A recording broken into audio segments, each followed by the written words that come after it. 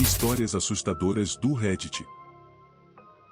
Não sei quando você vai ler isso, mas posso te dizer quando começou. Eu estava caminhando sozinho na floresta quando a entidade veio me buscar. Foi um borrão além do nada. Era, na falta de termo melhor, ausência de significado. Onde ele se escondia, não havia árvores, onde se aproximava, não havia grama, ou através do arco ele saltou em mim, não houve brisa de movimento.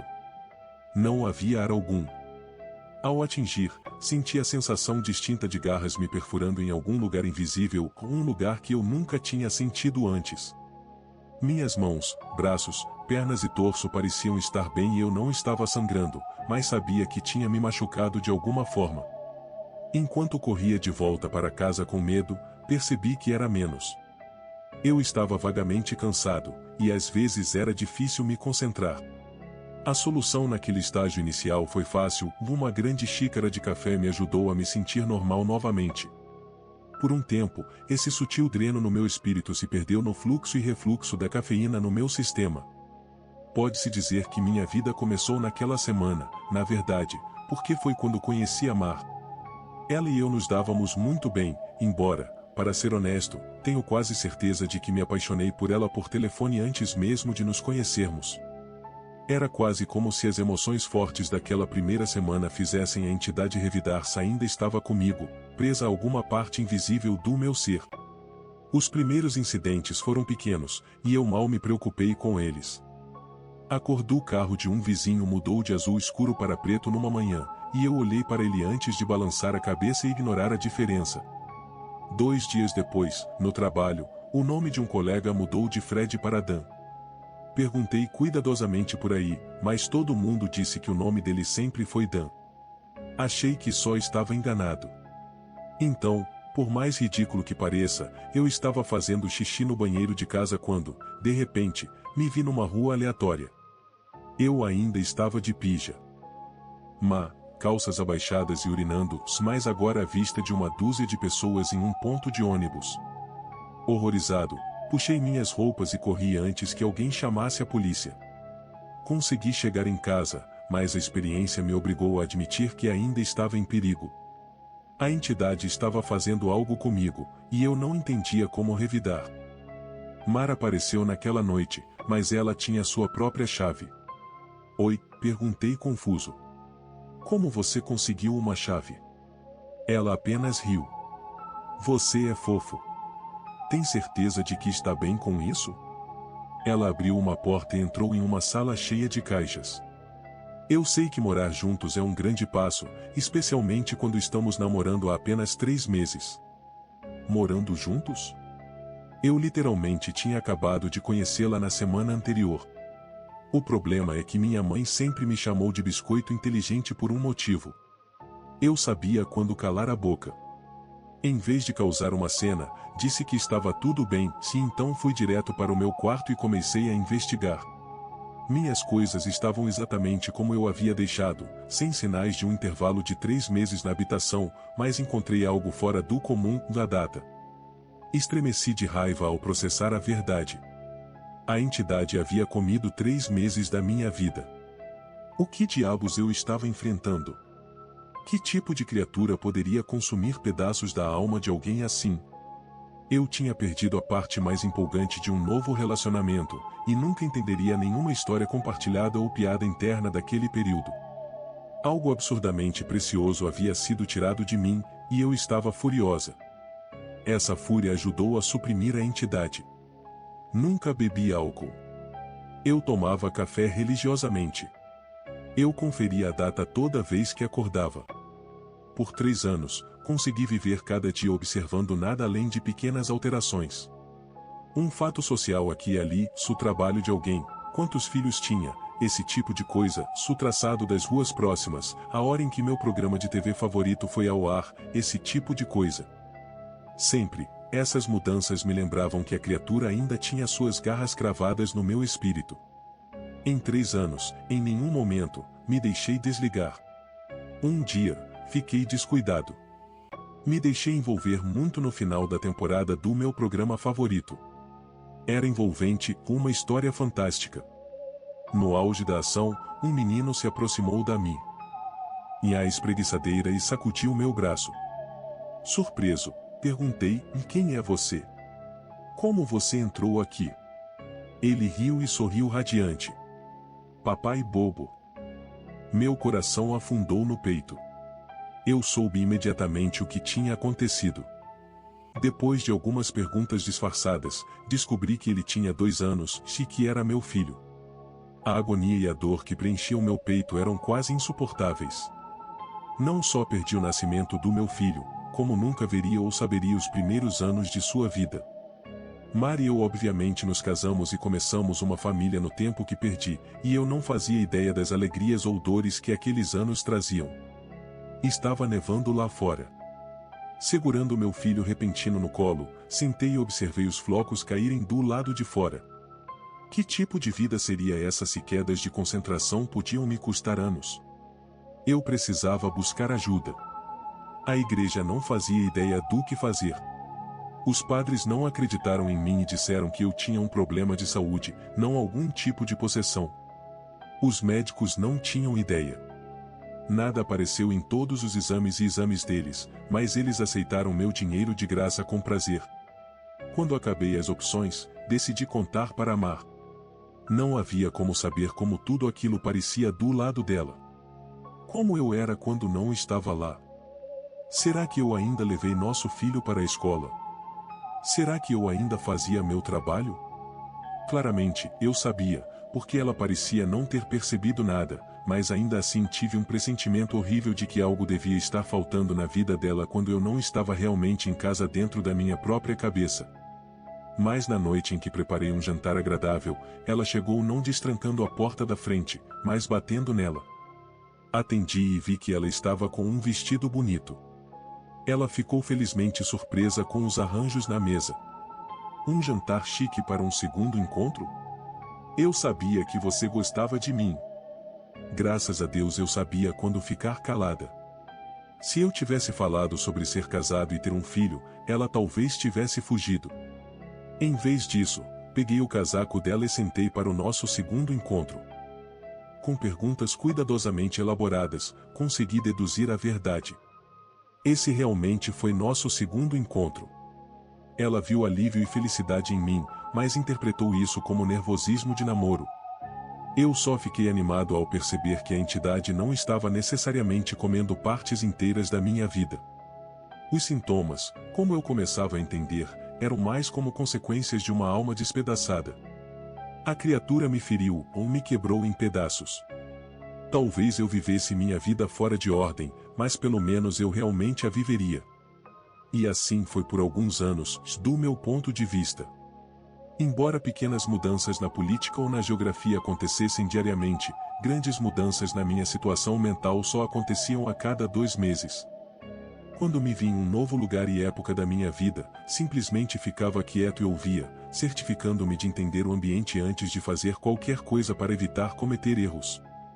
No salto mais distante até agora, conheci meu neto de 6 anos e perguntei a ele o que ele queria ser quando crescesse. Ele disse: escritor. Eu disse que era uma ótima ideia. Depois, voltei ao segundo mês do meu relacionamento com a Mar, e tive a melhor noite com ela à beira do rio. Quando digo o melhor, quero dizer o melhor. Sabendo o quanto ela se tornaria especial para mim, pedi para ela se mudar para cá. Pude viver o que perdi na primeira tentativa, e entendi que nunca estive mentalmente ausente. Eu sempre estaria lá se eventualmente. Quando estávamos trazendo as caixas dela, ela parou por um momento e disse que se maravilhava com meu grande amor, como se eu a conhecesse há uma vida inteira e nunca tivesse duvidado que ela era a pessoa certa. Foi a primeira vez que realmente ri livremente de coração inteiro desde que a entidade me feriu. Ela estava certa sobre o meu amor por ela, mas exatamente pelo motivo que considerou uma analogia romântica boba. Eu a conhecia a vida toda, e tinha aceitado minha situação e encontrado paz com ela. Não foi tão ruim. Ter prévias das melhores partes que viriam. Mas é claro que eu não estaria escrevendo isso se não tivesse piorado. A entidade ainda estava comigo. Não me feriu e partiu como eu queria acreditar. O mais próximo que consigo descrever é que a criatura estava se enterrando mais fundo na minha psique, fragmentando-a em pedaços menores. Em vez de meses entre os turnos importantes, comecei a ter apenas semanas. Quando percebi essa tendência, temei que meu destino final fosse pular entre momentos da minha vida, batimento de coração em batimento cardíaco, para sempre confuso, para sempre perdido. Apenas um instante em cada vez significava que eu nunca poderia falar com mais ninguém, nunca conseguiria manter uma conversa, nunca expressar ou receber amor. Quando a verdadeira profundidade desse medo me atingiu, sentei-me em uma versão mais velha de mim e observei a neve cair lá fora. Essa era a única constante na minha vida, o clima não se importava com quem eu era ou quais dores eu teria que enfrentar. A natureza sempre esteve lá. A neve que caía era sempre como um pequeno gancho que me mantinha em um lugar, a paz emocional pura que isso trouxe era como uma panaceia para minhas feridas mentais, e eu nunca tinha mudado de lugar enquanto observava o padrão de ficar branco e pensar nas vezes em que andava de trenó ou construía um forte de neve quando criança. Um adolescente tocou no meu braço. Vovô. Hein? Ele me tirou dos meus pensamentos, então fui menos cuidadosa do que o normal. Quem é você? Ele meio sorriu, como se não tivesse certeza se eu estava brincando. Me entregando uma pilha de papéis, ele disse, é minha primeira tentativa de romance. Você leria e me diria o que acha? Ah, claro. Perseguindo esse sonho de ser escritor, pelo visto. Ele queimava vermelho intensamente. Pelo menos estou tentando. Tudo bem. Vá embora, vou ler isso agora mesmo. As palavras estavam borradas, e irritado, procurei óculos que provavelmente usava para ler. Ser velho era terrível, e eu queria voltar para um ano mais jovem, mas não antes de ler o livro dele. Encontrei meus óculos no bolso do suéter e comecei a folhear. Mar entrava e saía da sala, ainda bonita, mas eu precisava me concentrar.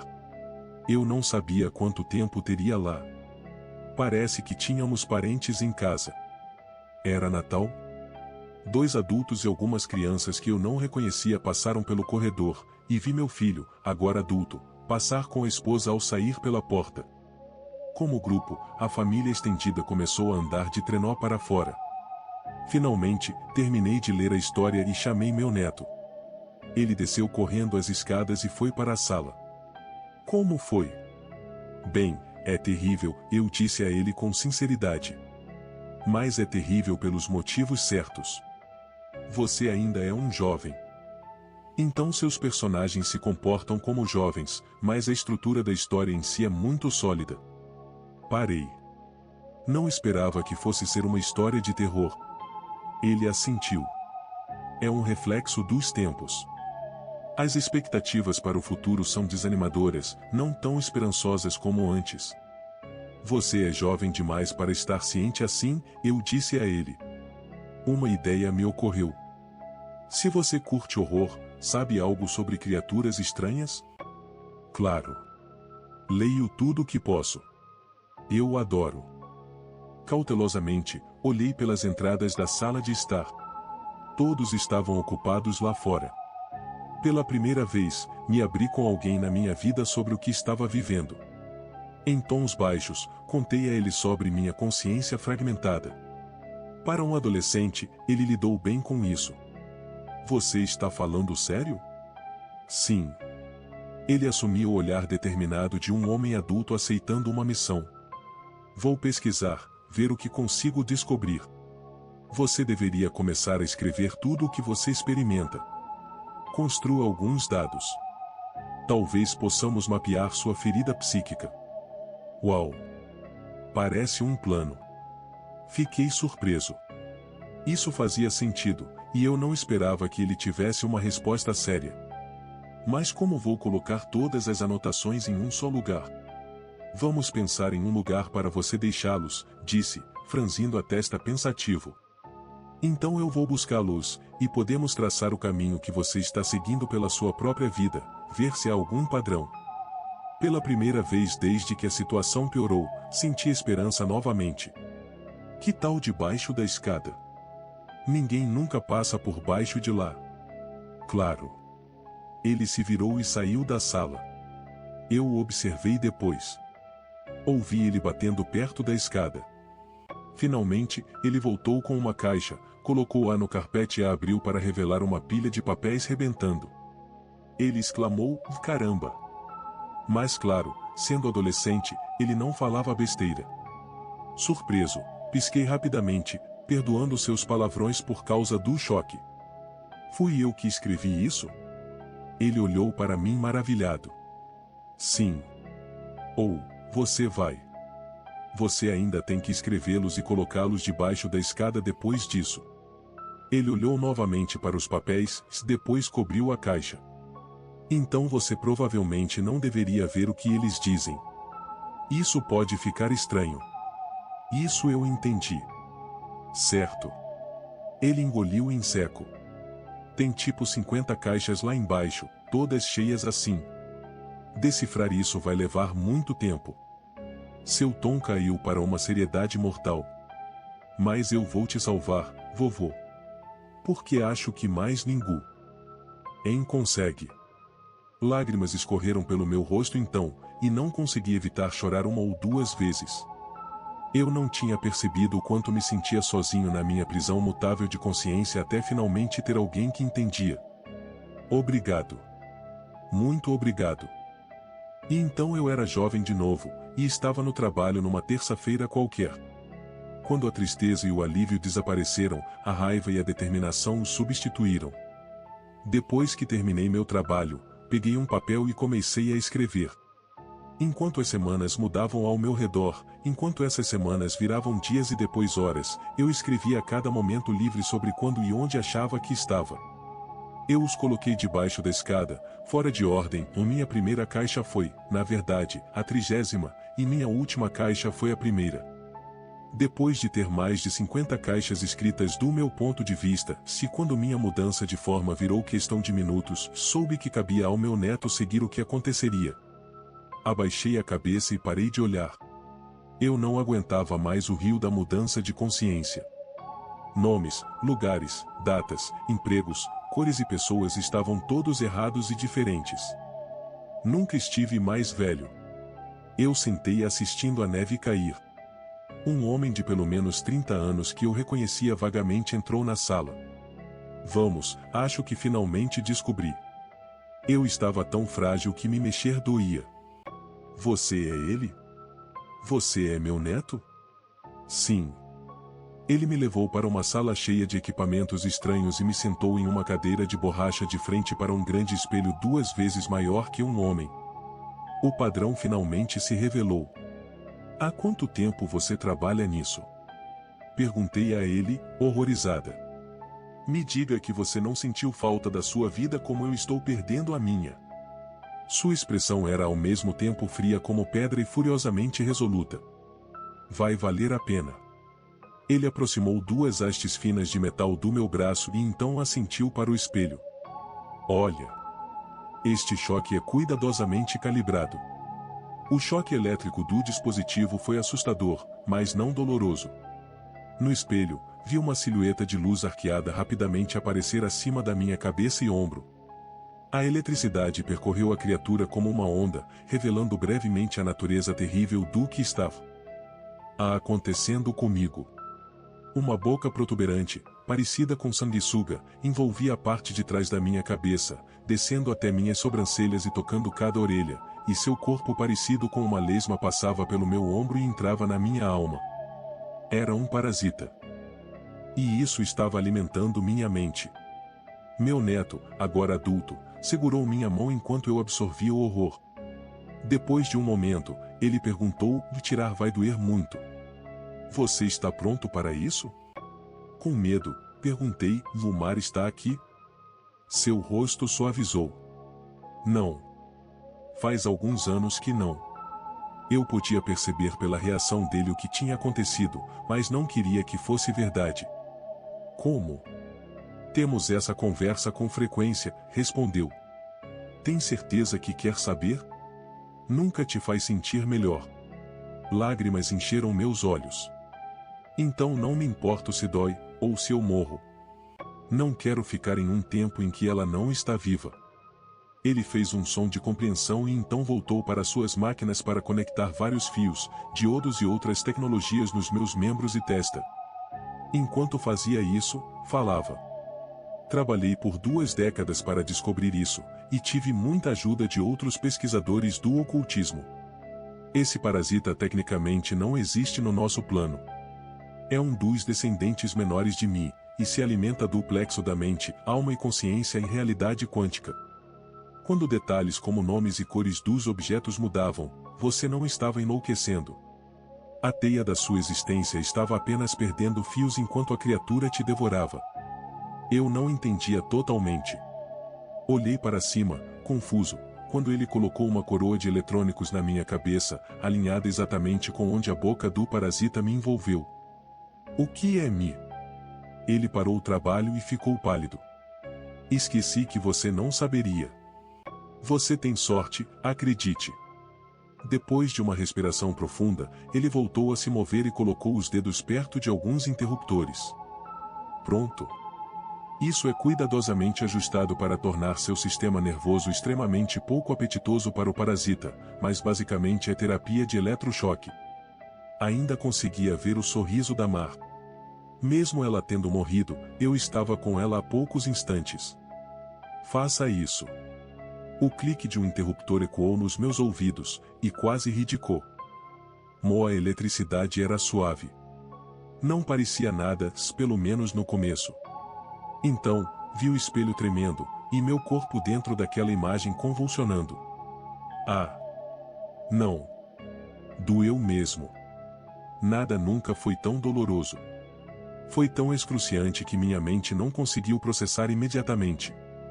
Enquanto minha visão tremia e o fogo queimava em cada nervo do meu corpo, pude ver a silhueta de luz trêmula refletida do parasita na minha cabeça enquanto ele se contorcia em agonia igual à minha. Tinha garras, 6 membros com garras semelhantes a lagartos sob seu corpo parecido com sanguessuga, se me cortou tentando se manter preso. A eletricidade fez minhas memórias dispararem. O sorriso de Mar era o mais importante, iluminado intensamente em frente a uma lareira quente enquanto a neve caía pela janela atrás dela.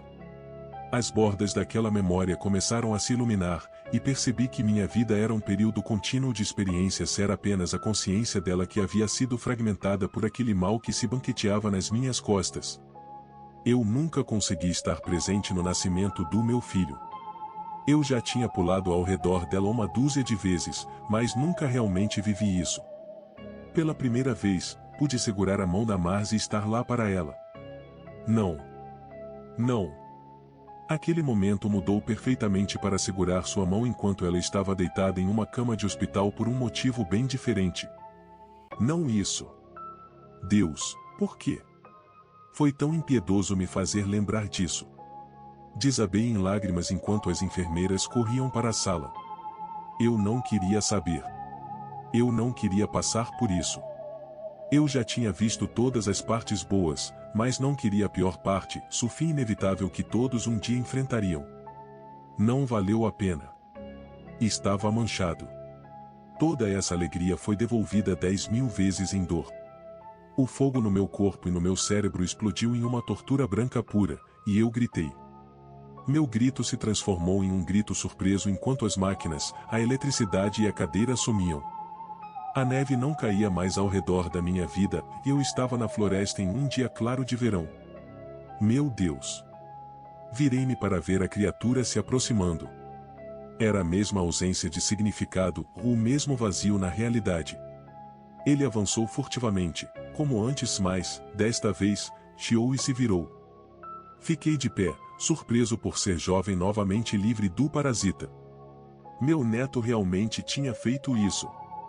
Ele me preparou uma refeição pouco apetitosa, então o predador da mente e da alma seguiu em busca de outro lanche. Voltei para casa atordoado. E enquanto eu estava ali processando tudo o que tinha acontecido, o telefone tocou. Olhei para ela com admiração e tristeza. Eu sabia quem era. Era a Marjo. Rie, ligando pela primeira vez por algum motivo trivial que admitiria 30 anos depois, inventada só para falar comigo. Mas tudo o que eu via era ela deitada naquela cama de hospital morrendo. Ia acabar em dor e solidão indescritíveis. Eu me tornaria um velho, deixado para sentar sozinho em uma casa vazia, sua alma gêmea se foi muito antes dele. No fim de tudo, a única coisa que me restaria é sentar e assistir a neve cair. Mas agora, graças ao meu neto, eu também teria minhas memórias. Seria uma jornada selvagem, não importava como terminasse. Por um impulso repentino, peguei o telefone. Com um sorriso, perguntei: "Ei, quem é esse?" Mesmo eu já sabendo.